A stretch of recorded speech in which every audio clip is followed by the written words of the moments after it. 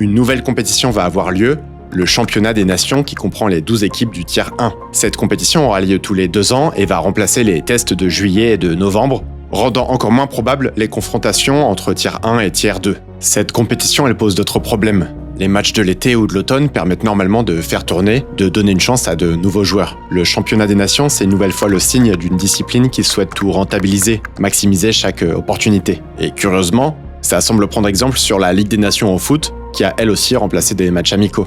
Et ça s'arrête pas là. En 2028, il y aura une Coupe du Monde des clubs au rugby. Une autre compétition ressemblant curieusement à ce que vient de créer la FIFA au foot, qui aurait augmenté les chances de blessure des joueurs. Au rugby, c'est d'autant plus problématique que le risque de blessure est plus élevé. Notons que cette nouvelle compétition commencera juste après les finales du top 14. Les règles de la discipline évoluent constamment pour rendre le jeu plus attractif et moins dangereux. Mais avec ce que l'on vient de voir, ça ne semble pas prendre les mêmes directions sur l'organisation globale du sport. Il y a un autre risque pour le rugby mondial, celui de se dénaturer.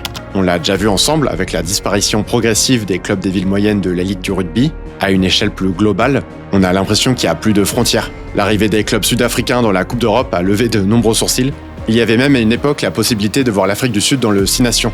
Forcément, ça interroge une nouvelle fois sur le rythme et les trajets imposés aux joueurs, mais aussi sur la question écologique. Finalement, est-ce que le risque pour le rugby mondial, ce n'est pas plutôt qu'il se déconnecte progressivement de ses racines, comme on peut le voir déjà au Pays de Galles ou en Nouvelle-Zélande? Toujours plus de matchs, toujours plus de compétitions, toujours plus de distance, mais pour l'instant, très peu de réponses à la crise que traversent les clubs.